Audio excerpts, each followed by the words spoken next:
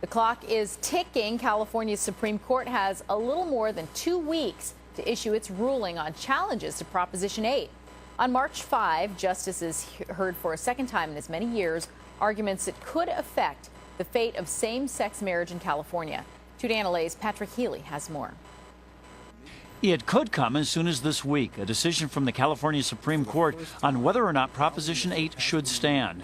Prop 8 is the initiative voters passed last November. It prohibits same-sex marriage by amending California's constitution to recognize marriage only between a man and a woman. I'm confident that the courts are not going to destroy this key part of our democratic process, the right of Californians to amend their constitution. The justices are weighing 3 challenges to Prop 8. First, is it invalid because it constitutes a revision rather than an amendment of the California Constitution?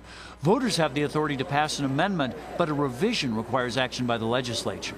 I hope that the justices will find a way to rule that Prop 8 is invalid. Second, does Prop 8 violate the separation of powers doctrine under the California Constitution? And third, if Prop 8 is not unconstitutional, what is its effect, if any, on the marriages of same-sex couples performed before it was adopted?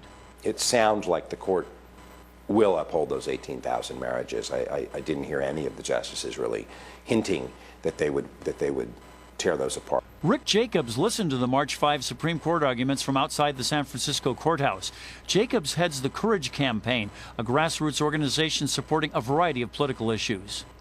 Immediately after the passage of Prop 8, when there was such anger and such a vacuum in terms of leadership, the Courage Campaign stepped forward and said, hey, we want to provide everybody we can with the tools and with the ability to energize and organize. The Courage Campaign trains activists to use the internet along with traditional grassroots methods to organize support for an issue. It's a technique Jacobs learned as chairman of Howard Dean's presidential campaign in California, the first candidate to embrace the internet as a campaign tool. We're building the grassroots army that's going to either make sure we keep marriage equality or, if necessary, win it back. Whether the justices decide to uphold Prop 8 or overturn it, this army of internet activists will kick off a nationwide campaign in Fresno the first Saturday after the court's ruling. If we are going to change the way people think about marriage equality and, frankly, about LGBT people, we have to be in places like Fresno. Jacobs says it's important to take their fight for equality to Fresno because it's in the middle of the state and reflects the values of Middle America. Patrick Healy reporting for Today in LA.